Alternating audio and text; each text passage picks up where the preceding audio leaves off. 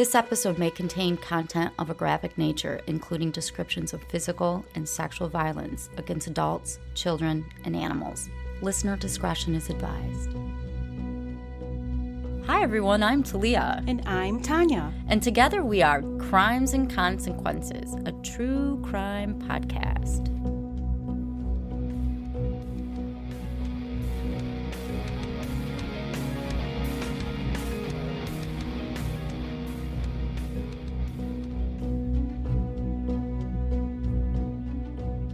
Welcome back, everyone, to another episode of Crimes and Consequences. I'm Tanya. And I'm Talia. My lovely co-host. We are a couple of lawyers who enjoy discussing true crime cases. In detail. In detail, yes. And often horrifying each other, right? With all the awful things that people do. Before I get into today's story, I would just like to remind everyone, hit the like button, subscribe, whatever app you're listening to. If you could do that, that would be wonderful. And I'd like to thank True Crime Daily for hosting us. Yes. And I have a horrible story today. Oh, that's awful. Yeah, it takes place in Honolulu. But I want to hear it. Yes. It takes place in Honolulu. And we just had an episode, a couple episodes ago, about Lisa Au. Yeah. And that was in Honolulu. So I'm going to tell you this one today. Okay. All right, you ready? I'm ready. All right. Before that, if everybody could hit the subscribe, like, follow, love, buttons, whatever. That'd be great. So on November 2nd, 1999, a 911 call was placed into the Honolulu police. The man calling told the emergency dispatch that there was a guy, that he was at the Xerox Corporation in Honolulu, and there was a guy that came into the building with a gun. Oh. The man on the line was out of breath. And he told them, can you please get to this building in a hurry? Like, because some of the employees have been shot and he was convinced that some of them were dead. The shooting took place just after 8 a.m.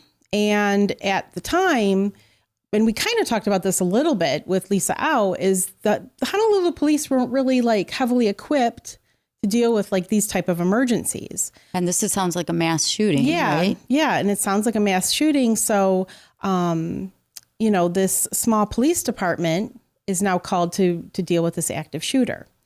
So nobody who worked at Xerox at the time would ever suspect that 40-year-old Byran Uyesugi would ever be capable of killing 7 of his coworkers in cold blood, but he did it. He was considered to be introverted by everyone who worked with him. And you got to watch out for the quiet ones. Right. And he has a puzzling history. So I'll tell you a little bit about Byran. Okay. He was born in Honolulu in 1959, and he was raised by his parents who emigrated to Hawaii from Japan. The family settled into a neighborhood in Honolulu, and all of Byran's neighbors spoke about how quiet he was. According to them, he was a nice kid, but he kept to himself. He was quiet. Anything that he put his mind to, though, they said he did extremely well. And he often helped his elderly neighbors out with anything they needed done around the yard, around their house. The woman who lived across the street from the family for 30 years spoke about him and said that he made his own furniture by hand. Wow. And the pieces were just beautiful. I can't even get my kids to do the dishes. I know. And he made his own furniture by hand. Right. Okay. She said, whenever she needed help, Byran would always come over to lend a hand. And she recalled how he just never looked angry, upset. He just was monotone. Right.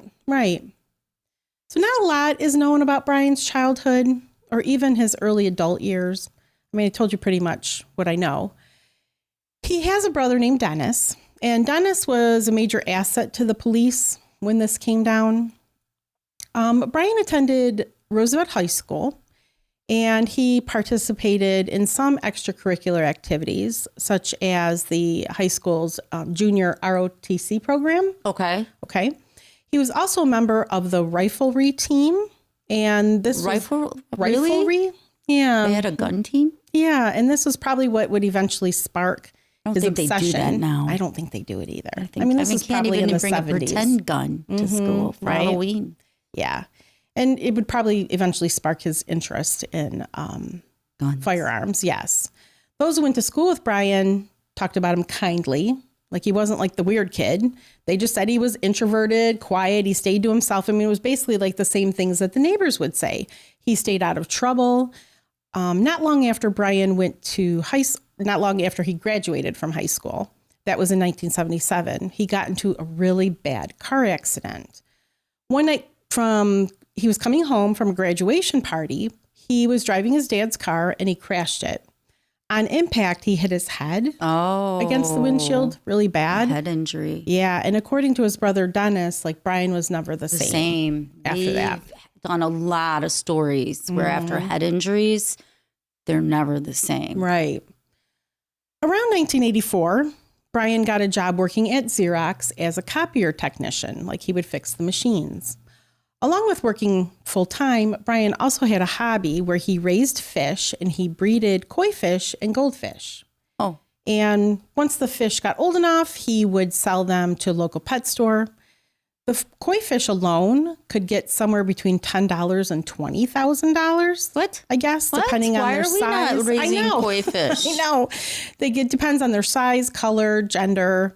Who knew? Their genetics, their body shape. I had no idea this was a whole thing. We got to start that. I know. We need a koi pond to start with. A few years prior to employment at Xerox, he started collecting guns. And at the time of the shootings in 1999, he had 25 guns registered under his name. Well, according to Byran's father, his son was never the same once he started working for Xerox. But things seemed to get worse for Byran after his mother passed away in 1988. After his mother's death, Byran began complaining about a weird poking sensation in his head, which got worse when he was instructed to transfer to a different work group at Xerox. That's weird. I know. I wonder if it has to do with that accident. I wonder. I know. I don't know. I don't know if he ever got it checked out either.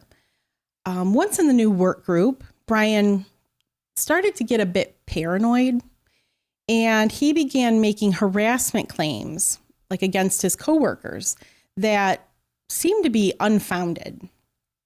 He made complaints about fellow repairmen messing and tampering with his equipment, the stuff that he was told to repair, and he would say, like, well, they were messing with it and they, like, sabotaged. I tried to fix it, but they broke it or something. Right. Anytime he felt that someone was messing with him at work, he would get infuriated. And he was not the type of person really that dealt with anger in a proper way. There was, he really didn't compartmentalize. Like, he just wouldn't let it go.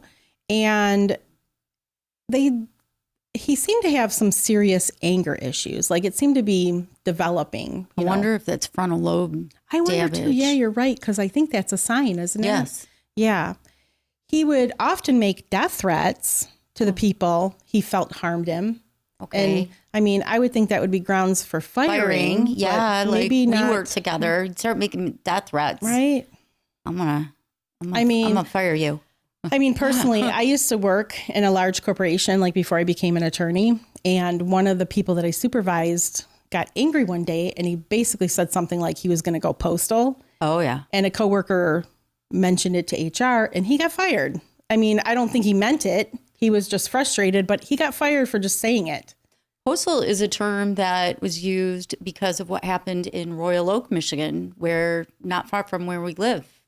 And the postman, postman shot everybody. And that's at the post office. At the post office. And that's where the term going postal came from. My dad was the guy that declared him dead. Really? He's a doctor. Wow. Small world. I didn't know that story. You didn't know that? I didn't. Yeah, he's on the death certificate. Huh. Wow. I didn't know that. Mm-hmm. So, yeah, that's where going postal came from. So,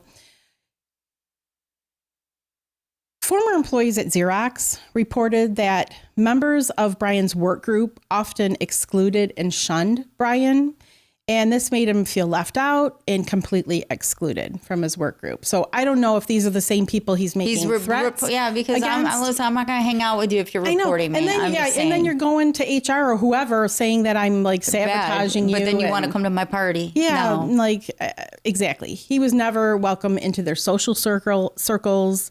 And this was the main reason I think that he felt the need to make these threats then. Like he's going and telling, HR or whoever at the time that these things are happening, making these complaints, and then, they're excluding him because of the complaints. And then he's saying, he's going to kill you. So, I mean, I can it's a vicious cycle. I can kind of understand it. Fuel on a fire. Yeah. But, nobody at Xerox ever really thought that Brian would do it. Right, would do it. In 1993, Brian was ordered to go through a psychiatric evaluation along with anger management training. This order came through this corporation after Brian got arrested for damaging an elevator door within the company. He got really pissed one day and literally kicked in the elevator door. Wow. Yeah, he was charged with third-degree criminal property damage. And he didn't get fired? Still didn't get fired. Well, damn. Must be part of a union. I know, that's what I was thinking. I'm like, is this unionized or what? According to other fellow employees, Brian openly bragged about the fact that he was going to come and shoot up the place if he were to ever be fired from Xerox. So I don't know if this is a deciding factor. I doubt it. I'm not going to keep somebody there that's because I'm afraid that if I fire them, they're going to shoot everybody. Right. I know. Like, this is crazy. After his psychiatric evaluation, the psychiatrist diagnosed Brian with paranoia along with delusional disorder. And there's 4 types of delusions, if you didn't know. There's I did not know. Grandiose. Okay. Jealousy. Jealousy delusion? Right. Aromatic, and persecutory. I'm sorry. Persecutory. Now you got persecutory. Yes, persecutory, right? Yes, and you're that's being the persecuted. Yes, that you're being persecuted. And that's the one that the psychiatrist said that he suffered from. So he felt like he's being persecuted. Yes, he felt like he was being persecuted, and he was paranoid on top of it. Even with these diagnoses, Brian was not considered to be dangerous, though. Okay. He told the doctor he was experiencing hearing voices in his head and some hallucinations. According to Brian, a black shadow was constantly following him. And in 1993, he told his brother Dennis that the shadow had actually become quite physical with him. That sounds like paranoid schizophrenia. Right? Now. I know. And the shadow pinned him down where he was unable to get back up. Brian also noted that there was a conspiracy against him and that the house was bugged. Like, that was at home. He thought people were listening in on his conversations and actions around his home. I have a great aunt that has that. Really? And families always told her, nobody thinks that you're that interesting. They are not bugging your house. I know. If somebody's bugging my house, they're going to be bored as hell, right? She just doesn't get it. Aw. Sure, they care so much about her Somebody's life. Listening. Yes. She's she just cleans houses. Right. Like she got for the FBI or whatever. Yeah, it's not like she's, laundering money or something. Whatever. Oh, man. He also felt strongly that, and he was adamant that his coworkers were harassing him and they were backstabbers spreading rumors about him. In 1997, a couple years before the shooting happened, Brian's family took him to visit a priest in the hopes of potentially helping Brian with his issues. Like an exorcism or something? Not like an exorcism, but like maybe someone to talk to. Okay. Even the priest sensed that Brian had some mental issues, and his dad was the one eventually urged him to seek out mental health help, but Brian refused to get any treatment. In the months leading up to the murders, the management team at Xerox had been trying to phase out old technology while phasing in brand new copiers. They're getting rid of the old and they're updating their technology. Brian had gotten used to servicing the same equipment every day, day in and day out, and he avoided and refused to learn how to fix the new machines that Xerox was bringing in. He was afraid he wouldn't be able to keep up with the potential demands that came along with the new machinery. And eventually Brian's manager just became fed up with this behavior. And, Brian needs to adapt. Yeah. And because up to this point, the manager had been working around Brian's negative responses to the new copier. And when the manager told him, okay, you're going to start learning, he was going to start learning the following day. Like, when you come into work tomorrow, we're going to start this training. And that the next day happened to be November 2nd when the shootings happened. Byran would later tell the forensic psychiatrist that he was assigned from his trial that he was trying to get Xerox to fire him for refusing to take this training. Has he not learned Xerox not firing him? I know. He did all this Doesn't matter what stuff. you do. Kick in the elevators, threaten death. Kill your coworkers, yeah. The morning of the shooting, shortly after 8 o'clock in the morning on November 2nd, Byran walked into the Xerox Corporation, where he'd been employed for 15 years. He greeted a fellow coworker as he walked into the building, just like it was every other workday. After the pleasantries were through, he took his loaded 9mm Glock handgun with him up to the second floor of the building, along with multiple rounds of ammunition. So I don't know if he had other extra clips, but he had a lot of ammunition. If you don't know about a Glock, the Glock is a semi-automatic pistol, and you can load it with hollow point bullets. Okay, what's that mean? And a hollow point bullet, they do a lot more damage than a standard bullet. Okay. This is what he loaded his gun with. He knew the bullets, what happens is upon impact, they expand. Oh, they expand. Yeah. And they cause so much more damage. Yeah. And when they expand, the core of it just rips the jacket that's holding it in. So it leads to a much bigger damage, a wound. Yes. The wounds are larger, the damage inside is larger. And, it's ripping through soft tissue. Because I was thinking a 9mm isn't that big. No, right. It's not that big, but no, he loaded his gun with hollow point bullets. So you didn't need big ammunition because it became bigger with these bullets. That's awful. At the time that he came into the building, there were only 11 people in the building. Thank God. And over half of them, though, would be gunned down. Mm-hmm. The first room he went into was the computer room, which had 3 employees inside. There was Randall Shin, Ronald Kawame, and Jason Balatico. Byran shot and killed both Ronald and Jason, but he spared Randall. He then made his way down to a conference room. Why did he spare Randall? I don't know. Maybe he didn't have a beef with Randall. That's what I'm thinking. But imagine you're Randall. You just see 2 of your coworkers get shot. The hell? So there was a conference room close by, and he walked into it because he knew there was a staff meeting of his team at that time. And he walked in to murder all 5 coworkers that were in that room. Did he? Yeah, he did. They all died? They all died. All 5? All 5. The 5 were Ford Kanahira, Melvin Lee, Ronald Kawaoka,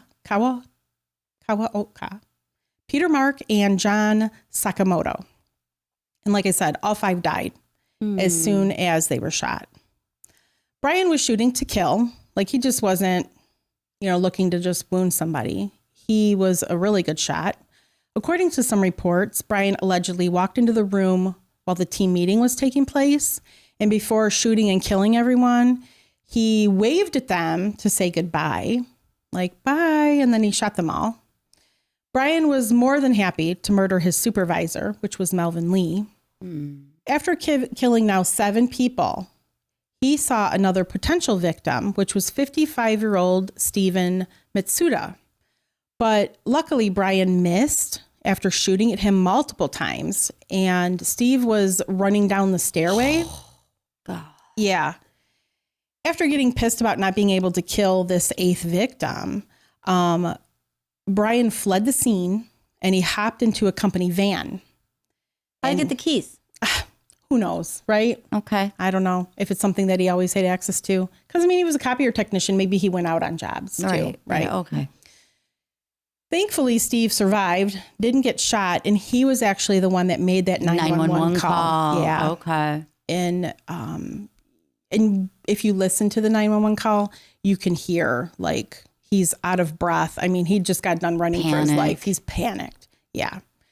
Byran drove out of the parking lot, and police and patrol cars pulled in shortly after. On the phone with dispatch, Stephen can barely get out the words. He said, quote, "One of the guys came into our Xerox building with a gun And after he gives the address of the corporation, he said, quote, "You got to get there right away." And then he's waiting for the operator to reply, and he's breathing heavily because I'm sure his adrenaline is in high gear. Oh, yeah.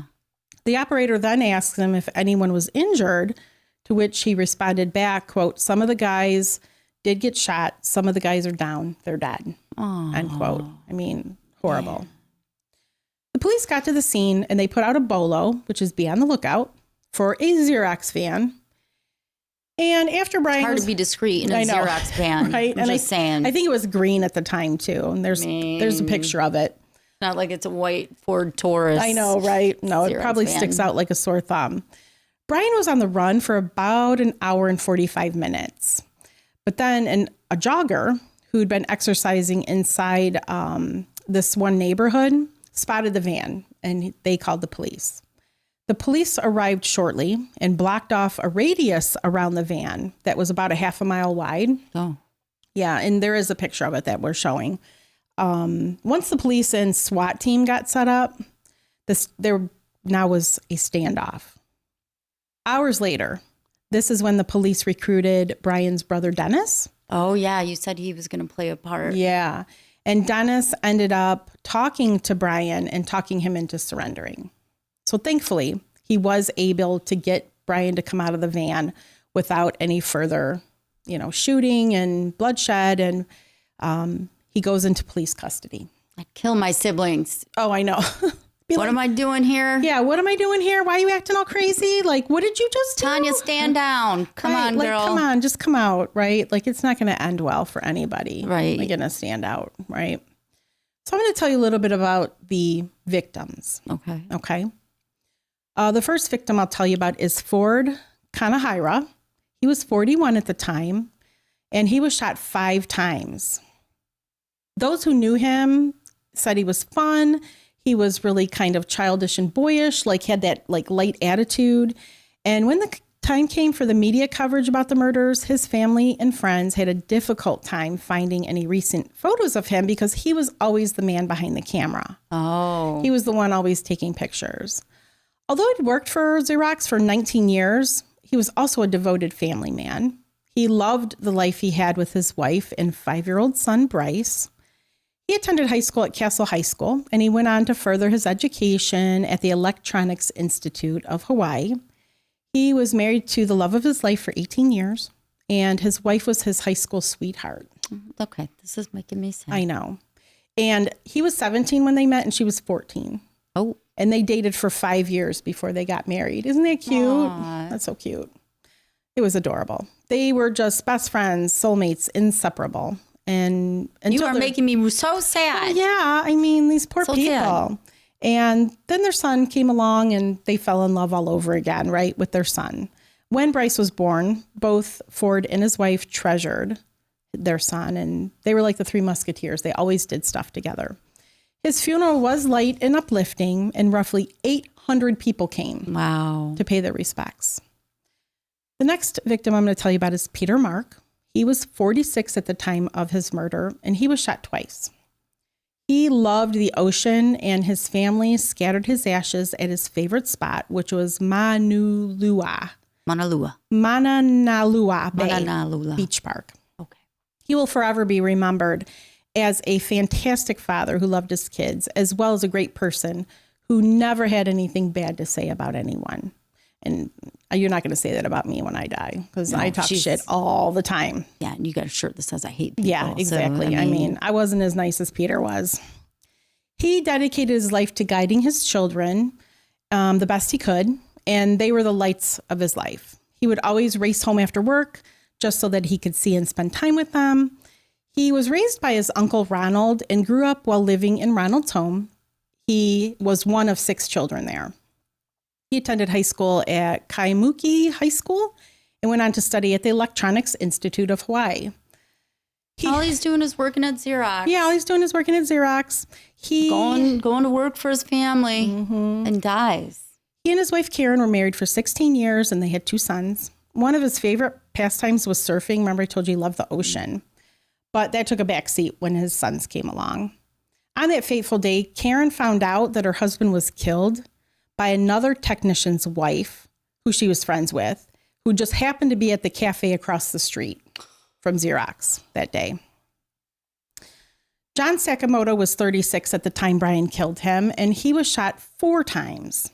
He was the son of Richard and Charlotte, and he had 2 siblings, a brother and sister.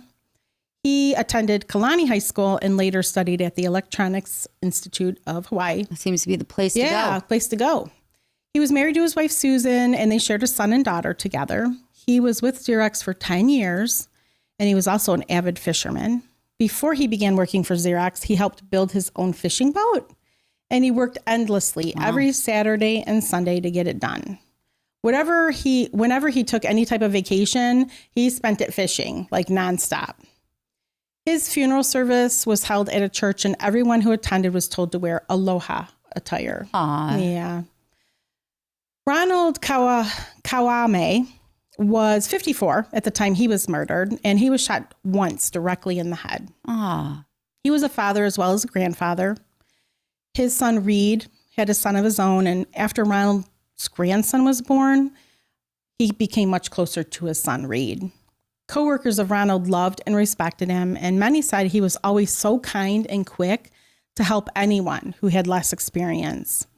He attended Kaimuki High School, and he was with Xerox for 30 years. That's a really long time. Yeah. He had a nickname, the Politician, and he absolutely loved to do karaoke. Aw, I do too when I'm drinking. I'm not sure if everybody else loves it when I do karaoke, yeah, right? but I know, right? Socializing was one of his favorite things to do because he just loved people. Christopher Jason Balatico, he went by Jason. He was only 33 when he was killed, and he was shot 5 times. He attended high school at Farrington High School, and he furthered his education at Harold's Institute of Technology. He was the son of Lawrence and Evelyn, and he had a brother named Robert and a sister named Denise. He was married for 10 years to his wife, Mary, and they had a son and daughter. He loved baseball, and he played on his high school's baseball team. The weekend of his murder, he was planning on attending his high school reunion. Everyone knew him. Everyone that knew him as a jokester and a prankster. He loved making the people around him laugh, but he was never malicious. Like, I always hate April Fools for that reason. Like, sometimes people are just... Oh, I love that. Oh, I hate April Fools. I messed with my kids so many times. You know how many times I told them I was going to have a baby? Oh, that's terrible. Your kids are going to have a little brother. Yeah, she's already got 4 kids. They probably lost their minds. Just kidding. Just kidding. Anyone who came across Jason just adored him, and he was known to have touched so many lives with his personality. 1,500 people were in attendance at his funeral service. And November 2nd, 1999 marked his 8th anniversary with Xerox. In a room full of people, he was always the first to smile. And his favorite prank was to super glue a penny to the floor. And when someone would pick it up, pick up that penny for good luck. That's funny. Yeah, they would never be able to. Ronald Ronnie Katauka, I'm sorry, I messed that up, was 50 when he was murdered. And he was shot 4 times as well. He went to Lailahu High School, and he furthered his electronics education at Honolulu Community College. While in high school, Ronald met the love of his life. At the time of his murder, they had been married for 25 years. They had a daughter, Lynn, and Ronald's wife also worked at Xerox. Oh, shit. And Ronald had been with Xerox for 27 years. He also served in the Vietnam War when the National Guard called on him to serve. And as part of the National Guard, Ronald manned a grenade launcher during the war. I'm surprised there weren't more people at Xerox. I know. At the time. It's only 8 a.m, though. Yeah, but is that when people normally not... It's usually like 8:30. Not us. Yeah, not us. No. Usually 8:30. Sometimes 9, depending on where you work. But I remember when I worked for that corporation for a really long time, it was 8:30. You had to be there. I wonder why he didn't wait to get more. I know. I think he just wanted to kill his team. No. I don't think he really had a beef with anybody else there. I don't know. I'm projecting, but I think that's probably what happened. The final victim was Brian's supervisor, Melvin Lee. He was 58 when he was murdered, and he was also shot 4 times. He was a family man who had many different hobbies, such as being a great cook, karate, golfing, fishing with his 3 kids, and camping. He attended Waipao High School, and he went on to study at the Electronics Institute of Hawaii. He was married for 18 years, and he left his wife behind along with their 2 daughters. About 1,000 people gathered to remember Melvin at his funeral service, and he was truly loved by everyone who knew him. And this went even for the employees who worked under him at Xerox. A coworker named Marilyn Lee, she wasn't related to Melvin, wrote a letter to him, and she read it as part of the eulogy at his funeral service. In the letter, she wrote about how she could literally spend all day talking about Melvin, but regardless, nobody would ever realize how truly special he was and how loved he was by those he worked with at Xerox. So I just wanted to kind of pay a little honor to the victims. Yeah. That made me, that touched me. Right. But it puts more I know, to it puts it like a human spin on the victims more. Yeah. According to witnesses at the scene of the shooting, not only did Byran wave goodbye, remember I told you that? Yeah, that's so horrible. To his victims, he so was also seen smiling during the murders. And I'm not sure who saw him, but somebody did. Like I told you, there was 11 people in the building, and he killed 7 of them. He was seen as cool, calm, and collected as he left and walked to that green Xerox van to leave the scene. Like he wasn't in a panic to like running out of there. Very calculated. Yeah, very calculated. Following the arrest, law enforcement obtained a search warrant to search his house. And during their search, they discovered 17 guns. Some of them weren't even registered. It was also discovered that Byran tried to purchase another gun in 1993, but his permit was turned down since he'd been arrested for that destruction of property. Remember the elevator? Oh, yeah, the elevator he kicked in. Making death threats towards Melvin. Yeah, that's who he was threatening to kill. Melvin. Yeah. Byran was charged with first-degree murder, and this category holds a lot of weight and covers multiple murders in Hawaii, like the way their laws work. You know, like if you killed 2 people, it'd be here in Michigan, it'd be 2 counts of first-degree murder. But it's like a blanket. Yeah, there's a way to like roll all of the different counts into one charge of first-degree murder. His trial began May 15th, 2000, and it went on for a month. While waiting for his preliminary hearing, he was held on $7 million bond for that 1 count of first-degree murder and 7 counts of second-degree murder. Why did he even go to trial? It's obvious he did it. Well, he said he was innocent by reason of insanity. Oh. Yes, he pleaded insanity. The first-degree charge in Hawaii carries a mandatory life sentence, like it does here in Michigan, without any possibility of parole if convicted. And there is no death penalty in the state of Hawaii, so that's the maximum penalty you could get. During opening statements in the trial, the prosecution spoke about the victims, their family, their work at Xerox, and their lives. 6 wives were called to stand to testify for the prosecution, and 1 son of the 7th victim was also called. The first person called to the stand was Melvin's wife, and she spoke about their children, his love of golfing, and all of the witnesses spoke about like their husband's hobbies and victim impact statements. Yeah, like that during their testimony. I mean, this is during their testimony. Oh, wow. And each witness was cross-examined, of course.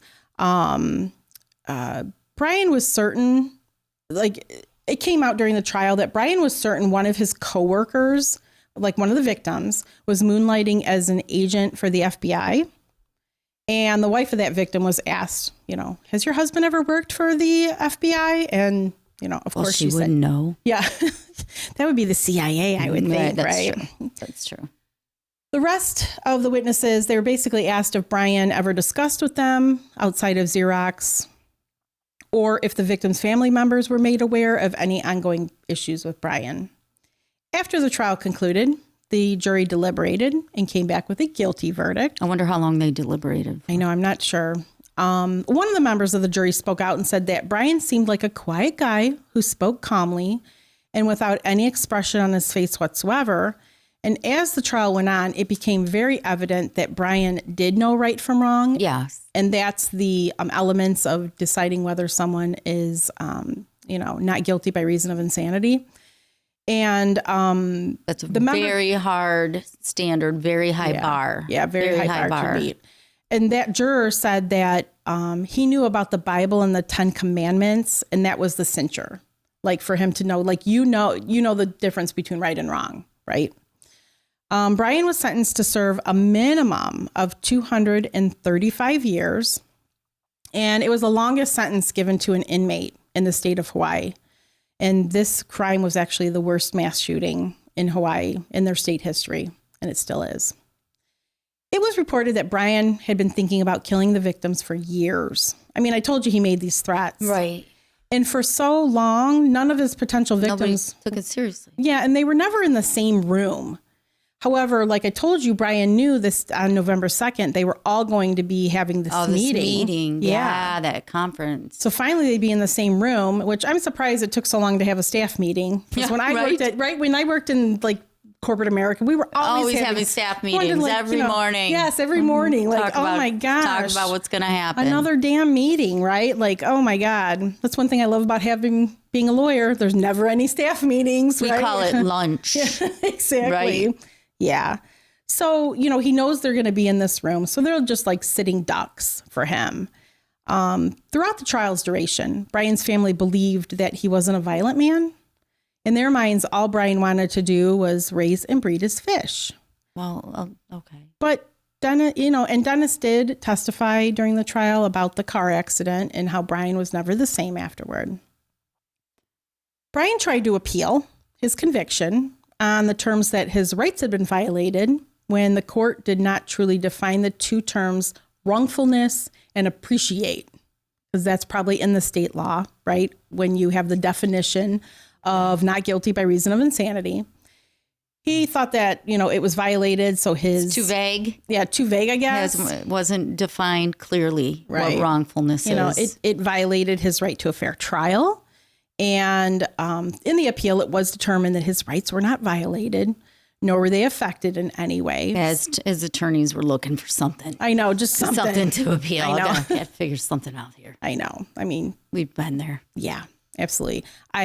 We've polished a turd a few times. Yeah, that's my favorite expression for when it's like. Calls our job, polishing turds. Well, especially when you have a bad case. You're just like, oh, what can I find, right? So Byran's conviction remained and was supported by the Supreme Court in Hawaii in 2002. 2 years later, Byran did consider contesting the conviction again by stating he had insufficient representation. Mm-hmm. Mm-hmm. But that didn't go. No, that didn't fly either. Yeah. Very rare that works. In 2005, Xerox and the hospital responsible for Byran's initial mental examination settled a suit that was brought on by the families of the 7 victims. The families felt that both Xerox and the hospital completely ignored Byran's mental instability, which they did keep him employed. I kind of see that, right? Threats. Yeah, after death threats and kicking in a door. I mean, you would think even elevator, that would, kicking in the elevator door, like you would think that would be grounds for dismissal. I don't know. Someone dropped the ball on that one. Byran is currently in his 60s, and he's serving his sentence at Saguaro Correctional Center in Arizona. After the shooting, the Xerox building on North Nimitz Highway was vacated, and the building was left completely empty until this little tidbit. Remember the television series Lost? That was on probably like 20 years ago? Yeah. The producers built a massive sound stage there in that building so that they were able to film the indoor scenes. Isn't that crazy? Probably was cheap. Probably was cheap. Cheap rent. Cheap in beautiful Hawaii in Honolulu, right? Right. I mean, hey guys, let's forget about the mass shooting and right? get Isn't to that work. Crazy? I just was like, oh my gosh. I remember that show. Yeah, I remember that show. I didn't watch it. I was in law school. I didn't watch it either. I didn't have time for that. Ain't nobody. No, I didn't have time for that. I didn't watch it. I heard about it, but like I said, I was in law school. I was working. I had too much shit on my plate already. I did not have time to watch TV. Yeah. So anyway, so that's my horrible story about the Honolulu Xerox shooting. Yeah. And thank you for listening today. And thank you, Talia. Thank you for being my co-host. You're welcome. And if you haven't, you're so welcome. You're welcome. No, you're welcome. No, you're welcome. You're welcome. Before we say goodbye, I would just like to remind everyone to subscribe or follow on whatever app you're listening to, or hit the like button on this video. It's just below our video. And we have a website, crimesandconsequences.com, where you can go and we have merchandise if you're interested. Patron. And if you love us and you want to hear more episodes, like you just can't get enough. I do too. I love us. Can't get enough of time. You can go to patreon.com/TNT Crimes. And we release one extra episode every week, bonus to our Patreon members, exclusive. And we also release like our weekly episodes like this one, ad-free and early release. And if you are an Apple Podcast listener, you can also subscribe on our podcast channel there. Yep. And they're the same episodes. Yep. So I think I have covered all the business. And until our next episode. You can go to crimesconsequences.com too. I said that. Oh, well, God, I should pay more attention. I talked about our merch, remember? Oh, yeah, that's right. Was that the last episode? No, that was this one. Okay. Yeah, it all kind of runs together. So it's like our 1 billionth episode. Yeah, exactly. So until our next episode. Don't kill each other. Bye. Bye.